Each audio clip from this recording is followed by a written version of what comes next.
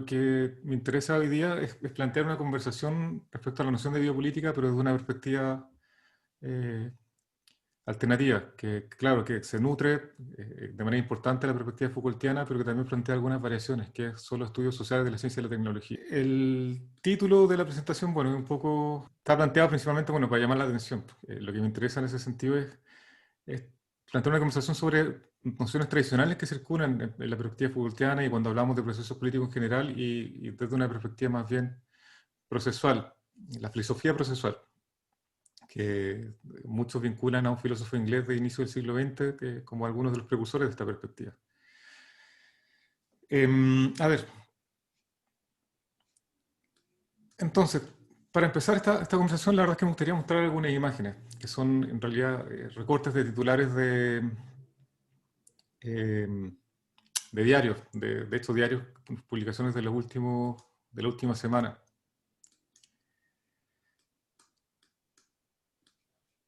Esta es la primera. Dice, la probabilidad de morir por cáncer aumenta entre las personas que llevan una vida sedentaria. De hecho, lo que plantea esta noticia es que estar mucho tiempo sentado aumenta la probabilidad de tener cáncer.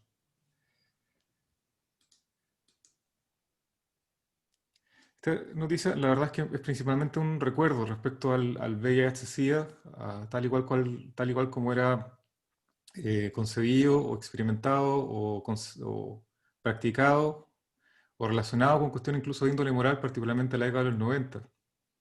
¿Qué implicaba tener SIDA? ¿De qué manera el SIDA afectaba o no afectaba nuestras prácticas, incluso las prácticas más íntimas que pueden participar de nuestras relaciones? Perdón.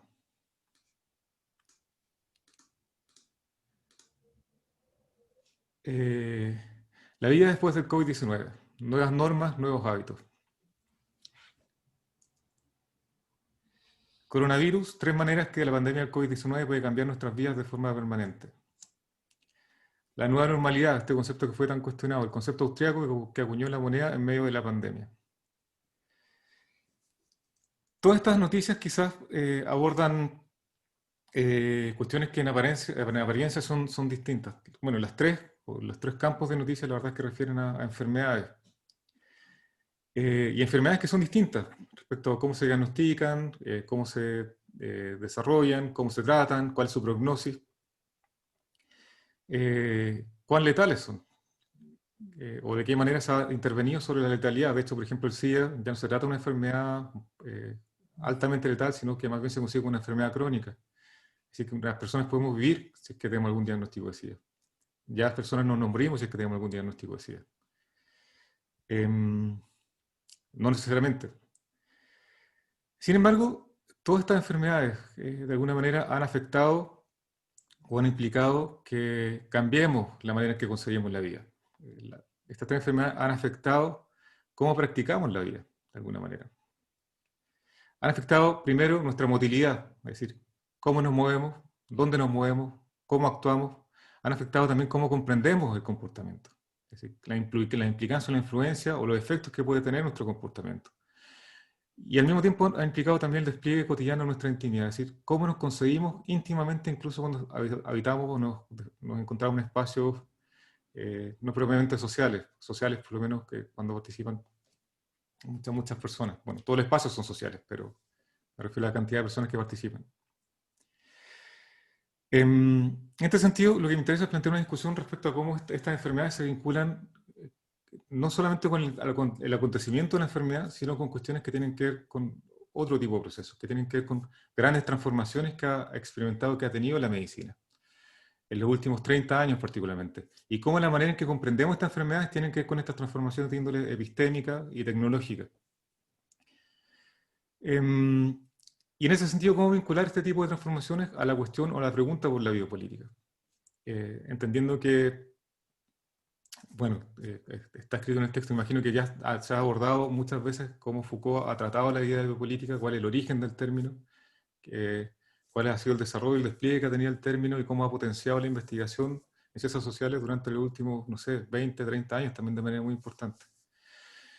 En ese sentido, creo que la discusión respecto a esta transformación en la medicina de alguna manera quizás exceden el planteamiento Foucaultiano respecto a la biopolítica, a esta noción de una política orientada a hacer vivir y dejar morir, sino una política orientada a potenciar la vida humana, no solamente en términos de, de sus regularidades, sino también respecto a cómo extraer saber y vertir un saber para que esta vida se extienda y extraer fuerza respecto a esta vida. Y al mismo tiempo, cómo esta política, claro, la biopolítica no se relaciona con la vida concretamente en sí, no se relaciona con la vida en sí, sino con un proceso, con los procesos de la vida, es decir, las regularidades de la vida, las duraciones que pueden ser extraídas respecto a la vida. Por eso Foucault la inserta en una dinámica distinta, en la política distinta a la dinámica disciplinaria que habían sido escritas previamente, y las describe más bien, particularmente en el libro Seguridad, Territorio y Población, en estas dinámicas de índole securitaria, es decir, sobre las probabilidades que presenta la vida y cómo intervenir sobre estas probabilidades.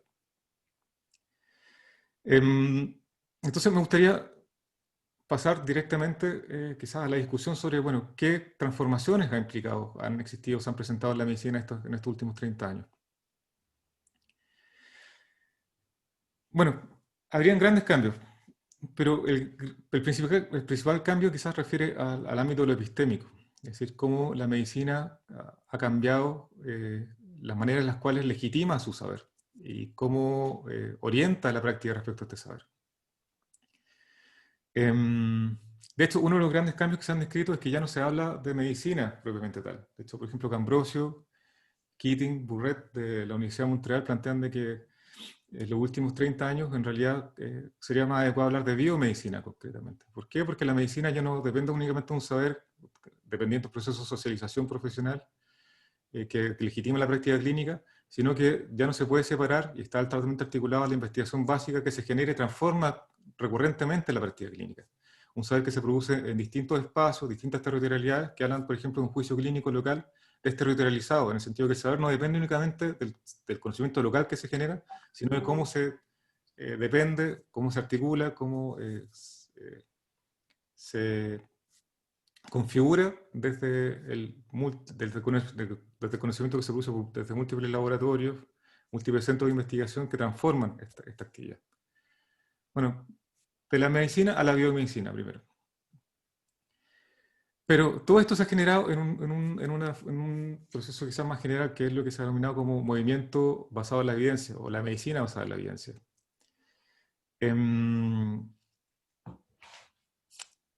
Bueno, que quizás también es súper conocido, pero para señalar en términos generales qué consiste, radica en que la actividad clínica local debería estar basada en la mejor evidencia disponible. Es decir, las decisiones generales que se toman sobre la vida deben estar basadas en la evidencia o la mejor evidencia disponible. Y cuando digo mejor, es que la medicina basada en la evidencia establece sus criterios de legitimación del conocimiento. Por ejemplo, establece una escala, de hecho, de 5 niveles, donde el gold standard o el estándar de oro radica en los trials internacionales. Grandes investigaciones coordinadas entre múltiples centros que someten a pruebas, no sé, aleatoriamente, medicamentos, vacunas, tecnologías, investigaciones experimentales, y en último nivel se encuentra la opinión de expertos o los estudios cualitativos. Ahora, en términos concretos, la evidencia son artículos publicados, son papers que están disponibles en bases de datos y a los cuales los múltiples centros que tienen que evaluar evidencia tienen acceso. Por ejemplo, el Ministerio de Salud tiene acceso solamente a una única base de datos para poder tomar decisiones, que creo que es ProQuest, y el resto de información la busca en Google Scholar, a propósito de cómo la evidencia también se asocia a prácticas concretas, muchas condiciones precarias, cuestiones contingentes que permiten la evaluación y la valoración de esta evidencia. Bueno, la toma de decisiones contando con la mejor evidencia disponible. Pero ¿qué pasa? Este mismo grupo de Montreal, de la Universidad McGill, dice que en realidad la medicina basada en la evidencia es un epifenómeno de otro tipo de transformación epistémica. Es decir, lo que ha cambiado no es tanto la emergencia de esta medicina basada en la evidencia, sino lo que ha cambiado es la manera en la cual concebimos la objetividad. Es decir, lo que es objetivo, en términos contemporáneos, ya no depende tanto de una relación que se establece con la realidad, tal y cual como se concibió en algún momento, o no depende de la generación de convenciones que podría fundamentar una perspectiva más social o más socioconstruccionista al respecto, sino que depende de la implementación y la distribución y la puesta en circulación de regulaciones. Es decir, lo que es objetivo para la medicina depende de cómo, de lo que es establecido por regulaciones. ¿Sí? La regulación define lo que es objetivo y la objetividad se valora en función de si coincide o no con lo que está de alguna forma normado. En la academia no es tan distinto, si uno lo piensa. Por ejemplo, en la academia, lo que objetiva la buena academia pasa por responder a ciertos formularios, a ciertos criterios de evaluación. Bueno, Jimena también ha trabajado sobre esto. En ese sentido, Ambrosio, Keating y Burrell hablan de la emergencia de una objetividad regulatoria, es decir, una legitimación del saber, del conocimiento que pasa por la articulación con una serie de orientaciones de índole normativa. El segundo gran cambio, en realidad, es descrito por Nicholas Rose, y señala que en los últimos 30 años se ha producido una gran transformación institucional que ha implicado una variación económica en la actividad médica, una variación tecnológica en la actividad médica, una reorganización espacial de los centros médicos, y él la denomina como molecularización. La molecularización consiste en un cambio de escala respecto al saber legítimo. Un cambio de escala que se desplaza desde el ámbito de los cuerpos, de los tejidos, y se sitúa en el ámbito de la genética y los estudios de índole molecular. Es decir, es saber más legítimo el que pasa por esta escala, se legitima en esta escala. Y no solamente en ese sentido, sino que la molecularización también opera en otro estrato, que sería el estrato de cómo se organiza la medicina. ¿Sí? De repente también indica y señala también cómo se ha especializado o ultra especializado la medicina, o fragmentado en ese sentido.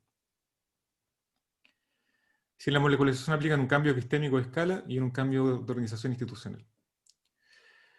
Y el tercer cambio remite a cómo esta molecularización y la objetividad regulatoria permitirían una variación en la temporalidad o la temporalización de los procesos biológicos. En el sentido de que, por ejemplo, si hablamos de genética, es posible señalar que ya no hace falta tener una enfermedad o expresar una enfermedad para estar enfermo. No hace falta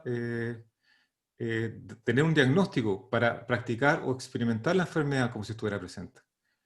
Que es lo que se denomina como diagnóstico presintomático, o también se ha denominado como actividades preparatorias, en el sentido que no se trata de vivir la enfermedad desde el momento en que se haga presente a través de alguna actividad clínica concreta, sino que podemos actuar la enfermedad incluso antes de este momento. Por ejemplo, generando prácticas para evitar el desarrollo de la enfermedad, o generando intervenciones sobre el cuerpo para potenciarlo y por lo tanto evitar el desarrollo de esta enfermedad, o cualquiera sea. Existen mapas genéticos que se desarrollan en empresas privadas. A mí me llamaba mucho la atención que en Europa ya existían estas empresas, pero en Chile también ya existen estas empresas que posibilitan hacer una especie de expresión de los registros genéticos para decir, bueno, usted tiene tal y tal probabilidad de desarrollar tal y tal configuración biológica para actuar sobre esto anticipadamente, que también sería otro gran cambio. Ahora, ¿qué pasa? Existen todo esto se organiza a partir de cuestiones muy sutiles o cuestiones muy quizás que pasan por inadvertidas en la vida cotidiana de los centros de tratamiento, hospitales, los espacios clínicos, los espacios médicos. Depende en sí de entidades que lo que permiten es poner en conexión todos estos tipos de saberes, que lo que hacen de alguna manera es transformar cuáles son las posibles relaciones que se dan en estos espacios de salud. Y estas entidades son los protocolos, las guías de práctica clínica, que son documentos, por lo general, que organizan proposiciones que orientan sobre cómo comprender y cómo actuar ante determinadas situaciones, ante determinadas enfermedades. Ahora, lo que pasa con los protocolos es que han sido, por lo general, concebidos como cuestiones normativas, como reglas que sí o sí tienen que cumplir como instrumentos de homogeneización de las atenciones. Pero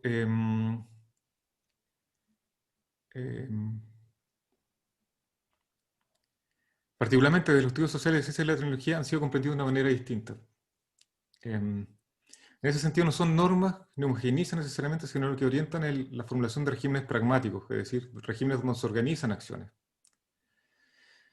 En ese sentido, primero estos documentos circulan por espacios heterogéneos, es decir, se movilizan por distintos ámbitos. Y pese a que los profesionales, por ejemplo, señalen que no quieren o no se sienten representados o no utilizan los protocolos, ya solamente su acción o su intervención en los espacios clínicos modifica de alguna forma la enfermedad. En Chile la situación es bastante particular porque a propósito de cómo está organizado el reconocimiento de los profesionales en Chile, no es posible orientar o regular el comportamiento profesional, porque lo que prima es la libertad de ejercicio. En otros espacios, en España, por ejemplo, los protocolos son vinculantes, es decir, lo que establece un protocolo tiene que participar de la actividad clínica porque si no se realiza de esta forma, si existe algún tipo de, de problema médico, los profesionales quedan completamente desprotegidos de la cobertura judicial de los centros de atención. Es decir, lo que hace el protocolo de alguna manera es proteger la actividad clínica. En Chile tienen una calidad distinta, son orientadores, son guías de orientación, por decirlo así. Pero sin embargo, igual circulan y forman parte de las actividades clínicas. O sea, por ejemplo, haciendo etnografía en un hospital público, veíamos cómo en algunas oficinas, que las oficinas de hospital público son ocupadas por distintos profesionales, al lado del escritorio estaban pegados los algoritmos de atención, por ejemplo, o los elementos que tenían que formar parte de un diagnóstico. Es decir, estén o no estén siendo explícitamente mencionados por los profesionales, de alguna forma están actuando. Bueno, lo segundo es que los protocolos no operan a través de la normalización, sino que operan recogiendo la contingencia y la variabilidad de los distintos escenarios. De hecho, para que un protocolo pueda operar, es necesario la integración de la contingencia. Es decir, recoger la diversidad de los escenarios, señalar que es posible actuar con la diversidad de recursos que existen en los distintos escenarios. En ese sentido, lo que hacen estos protocolos son transformar el campo de acción con quienes establecen relación, es decir, la enfermedad se piensa de manera distinta cuando existe un protocolo, el profesional adquiere la posibilidad o no de hacer cosas distintas cuando se articula con un protocolo. De hecho, unos profesionales mencionaban que los protocolos muchas veces son utilizados como instrumentos políticos porque pueden negociar con sus jefaturas la existencia o no de determinados instrumentos o materiales que están establecidos en los protocolos. Y al mismo tiempo, lo que hacen es poner en relación situaciones que probablemente antes no estaban conectadas. Por ejemplo, poner en relación procedimientos, temporalidades, tecnologías, que quizás antes no estaban... Bueno, entonces lo que hacen es poner en conexiones situaciones o entidades que no estaban quizás antes relacionadas. Esto es, por ejemplo, lo que Whitehead, el filósofo que les comentaba, Alfred North Whitehead, señala como proposición. Una proposición no es necesariamente lo que convencionalmente entendemos como un enunciado verbal, sino que una proposición es una ocasión para poner en conexión elementos. Una proposición pone en relación entidades. Entonces lo que harían los protocolos serían efectivamente esto, serían oportunidades para poner en relación elementos y actuar en los distintos escenarios a través de estas relaciones. Por eso los protocolos de alguna forma son lo que nosotros denominamos como objetos proposicionales, es decir, son elementos que circulan y ofrecen ocasiones para establecer conexiones. Ahora, quizás lo más importante es que estos protocolos, y lo que quizás es necesario señalar es que estos protocolos han alcanzado tal complejidad que son capaces de construir nuevos objetos, que en sus páginas la propia noción de patología o de enfermedad puede convertirse o redefinirse, definir o afectar sus trayectorias, y al mismo tiempo afectar las relaciones que existen entre normalidad y anormalidad. Por ejemplo, y aquí necesito mostrar una imagen. ¿Puedo? Sí.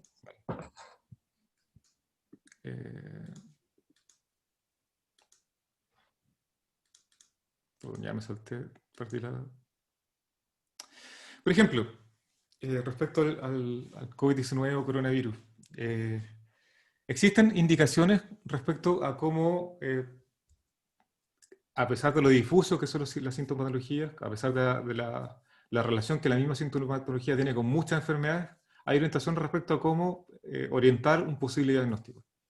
Una de las principales cuestiones que se ha conversado tiene que ver con la fiebre. Así, ¿cuántos grados de temperatura, en grados centígrados, a los cuales uno debiera prestar atención para suponer que voy a tener una enfermedad por coronavirus. ¿Cuánta es la fiebre que hace falta para tener el diagnóstico?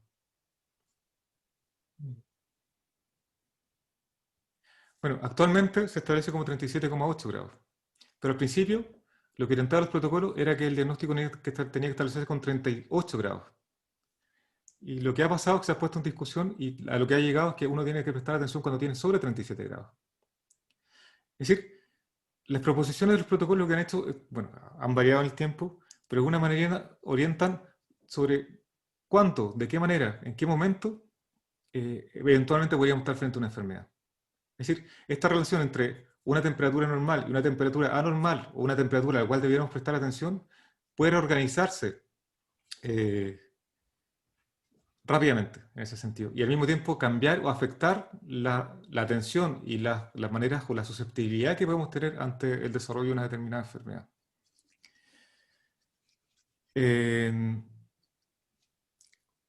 Otro ejemplo. Ayer me llegó este correo electrónico de la Fundación Arturo López Pérez, que tenemos contratado un seguro, bueno, a propósito también. Es un correo que lo que invita es a recibir asesoramiento genético para evaluar el posible desarrollo, ¿no?, de una enfermedad. El consejo genético es un proceso bastante recurrente y común en el ámbito del cáncer. El consejo, de hecho, también está protocolarizado. El consejo genético consiste en el asesoramiento, la consejería que se puede entregar a alguna persona o a una familia para evaluar la posibilidad o no de desarrollar un cáncer, a propósito del examen genético. ¿Qué efectos tiene el consejo genético? Bueno, primero, el consejo genético lo que hace de alguna forma es redefinir la territorialidad de la enfermedad. Porque pasa que a través del consejo genético la enfermedad deja de estar situada únicamente en el cuerpo de un paciente, de una paciente, y pasa a ser configurada a propósito de un cuerpo biológico. Es decir, las personas que comparten un lazo biológico son susceptibles a la enfermedad, están de alguna manera relacionadas y conectadas en este sentido. Es decir, de un cuerpo único, individual, se pasa a un cuerpo colectivo. El otro efecto que tiene el consejo genético es que de alguna forma también redefine la temporalidad de la enfermedad. ¿Por qué? Porque ya incluso redefine las relaciones generacionales. Porque si, por ejemplo, una nieta se le detecta algún gen para el desarrollo de la enfermedad o algún nieto, inmediatamente madres, padres, abuelos también pasan a ser susceptibles. Y afecta también la temporalidad en el sentido de que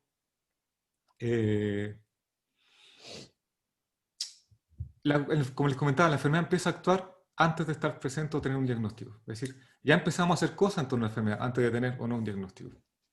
Que es el efecto de un protocolo.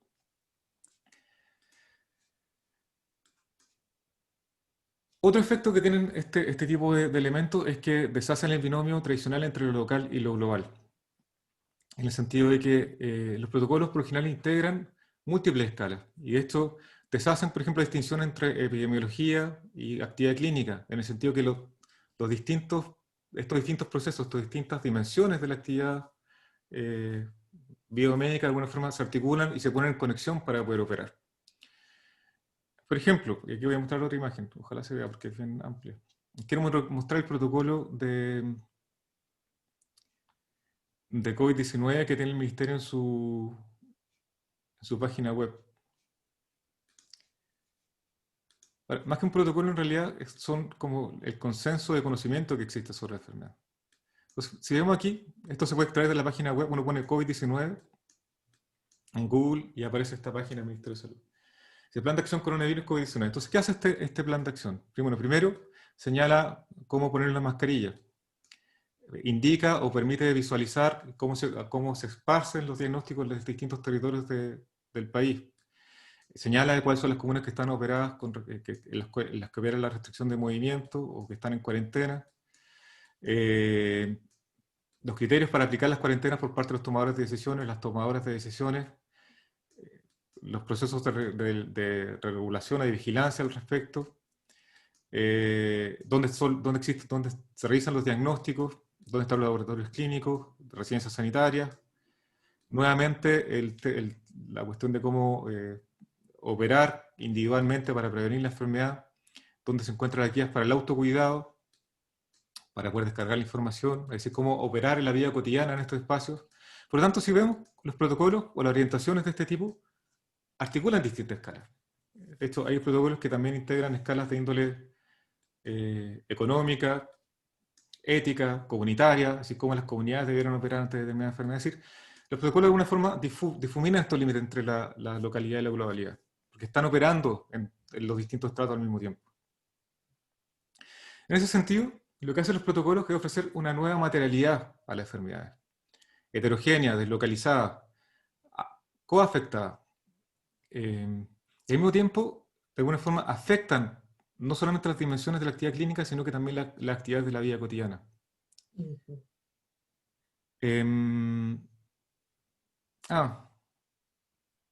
Sí, miren, otros protocolos, antes de que me parecieron interesantes. A propósito de la afección de la vida cotidiana. Por ejemplo, existen estos protocolos de salida de casa, es decir, de qué manera tenemos que salir de nuestros hogares para tener una relación particular con la enfermedad, y protocolos de entrada de casa. Es decir, ¿a qué nivel operan los protocolos? Estos protocolos no es de Chile, sí, pero es de... creo que es de un país latinoamericano cuando lo encontré. Bueno, ¿a qué escala operan los protocolos? ¿De qué manera implican que practiquemos o concibamos o comprendamos o actuemos en términos de enfermedad?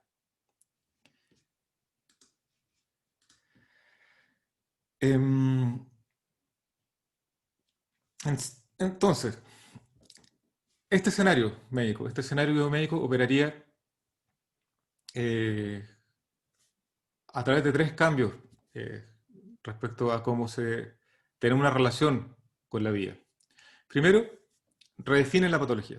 Es decir, ya la patología deja de estar centrada únicamente en el cuerpo, sino que pasa a actuar, pasa a estar presente a través de relaciones que se establecen con múltiples entidades técnicas. De hecho, para que una patología se haga presente, tiene que estar presente un protocolo o un conocimiento tecnocientífico o una tecnología en particular. Es decir, la enfermedad no es solamente lo que pasa al cuerpo, sino que son todas estas relaciones que se establecen. De hecho, el significado que tiene una enfermedad muchas veces pasa por la relación que se establece con todas estas entidades.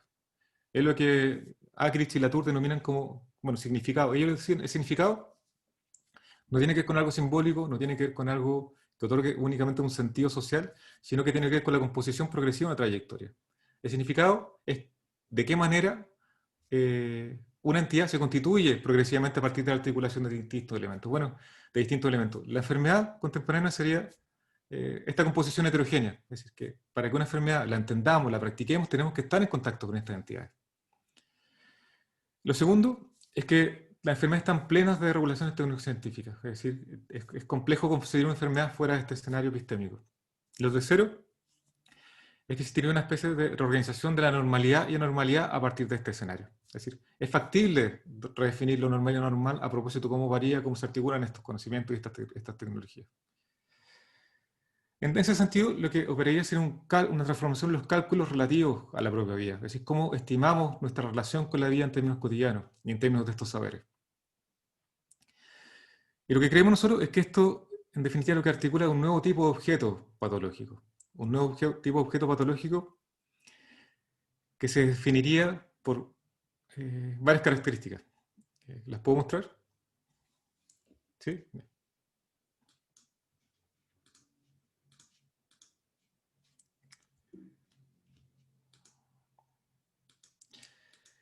Bueno, la primera es que definen, crean y organizan distintas escalas. Es decir, las patologías de estos objetos están operando a distintos niveles de manera activa al mismo tiempo. Lo segundo es que desbordan el orden institucional en que son creados, es decir, desbordan el ámbito de los hospitales, desbordan el ámbito de los ministerios y afectan la vida cotidiana. ¿Cómo concebimos la vida cotidiana? Lo tercero es que la distinción local y global pierde sentido en esta forma. Es decir, los protocolos actúan en escala global y son tan locales que afectan cualquier práctica. Es decir, afectan cuestiones súper concretas, por ejemplo, cómo salimos, cómo entramos a los espacios, cómo practicamos la vida sexual, cómo prestar atención a nuestro cuerpo. Abordan solo lo visible, es decir, son actuales. Es decir, no se trata de abordar el ámbito de lo posible, sino de lo que acontece. Y de hecho, orientan prácticas concretas, prácticas que son visibles y que experimentamos. refinen o tienen la posibilidad de redefinir la relación entre lo sano y lo enfermo. Afectan prácticas y recogen las cualidades del entorno para poder actuar. Es decir, recogen las posibilidades y los escenarios concretos en los que actuamos para estar presentes. Se pueden hacer presentes o pueden hacer presentes procesos patológicos o enfermedades antes de que exista algún diagnóstico y son un producto tecnocientífico. Es decir, la tecnología, la tecnociencia opera para poder hacer esto posible. De hecho, es posible solo a partir de la composición de entramados en los cuales estos procesos circulan y entran en acción. Entonces, ¿cómo nosotros concebimos este tipo de objetos? De hecho, y aquí es donde nosotros recurrimos a la filosofía procesual de Whitehead. La verdad es que este tipo de objetos, la verdad es que es difícil concebir este tipo de objetos en el sentido tradicional que concebimos los objetos. En el sentido de instancias que están ahí presentes, observables, describibles, perfilables, maleables fácilmente, sino que operarían a partir de procesos de índole distinta. Whitehead, de hecho, lo que plantea, bueno, una de las cosas que plantea, porque plantea muchas cosas, es que la filosofía aristotélica, escolástica, de alguna forma nos ha inducido a concebir que la realidad se compone en términos discretos, que nuestro cuerpo es una entidad discreta, por ejemplo, que tiene una forma y tiene una sustancia, que las cosas son discretas o tienen existencia porque son tangibles y pueden ser fácilmente reconocibles. Él dice que es un error asumir que todo lo que existe tiene una ubicación simple, en el sentido de esta discreción, no es discreción la palabra, de esta composición. Y también dice que es un error asumir que las entidades concretas son más reales que las relaciones. En el sentido que él dice que existiría procesos que son actuales, que son reales, que existen, que no cumplen con estas condiciones. Es decir, existen entidades que son reales, que afectan, que participan de la composición de cualquier proceso, pero lo hacen de una manera distinta. Él sitúa algunos ejemplos, de hecho esto no lo hace White, lo hace García Vaca, un filósofo español. Dice, por ejemplo, si pensamos en la gravedad, ¿qué es la gravedad? ¿Cómo actúa la gravedad? ¿Es real la gravedad? Cada uno puede decir, bueno, la gravedad es un concepto inventado, pero bueno, hay algo que pasa ahí.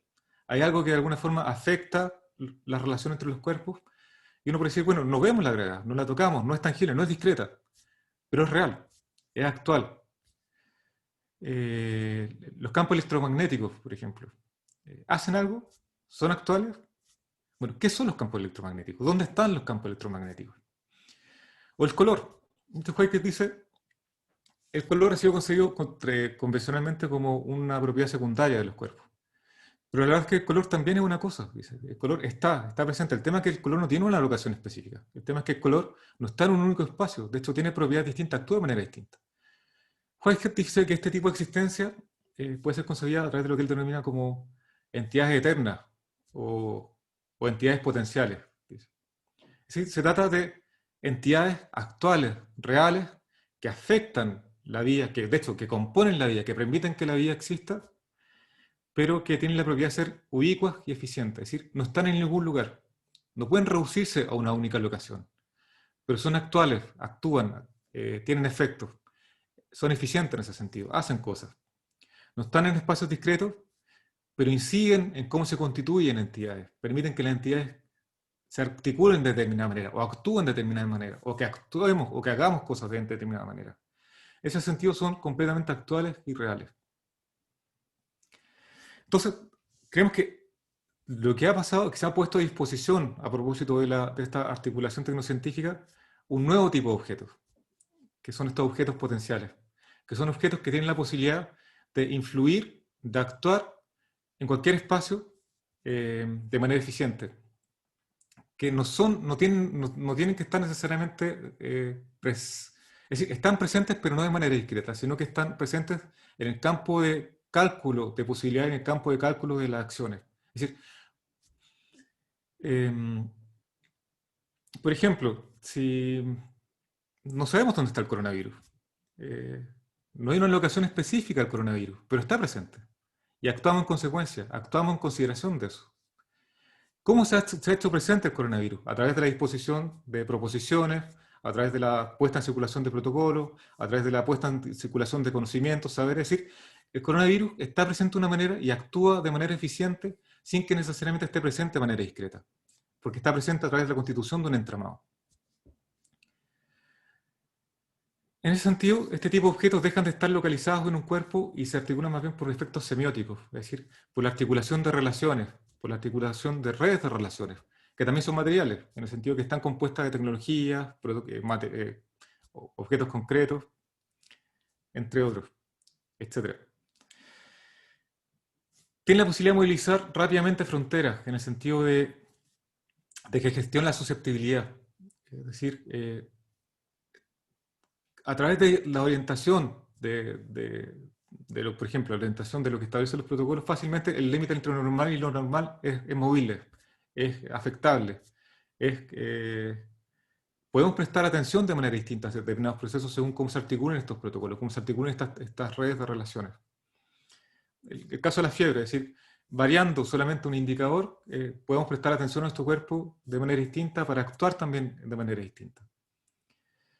Y están compuestas de elementos heterogéneos, es decir, actúan de esta forma semiótica. ¿Cómo se relaciona esto con la biopolítica? ¿Qué efectos biopolíticos tienen la composición de este nuevo tipo de objetos? La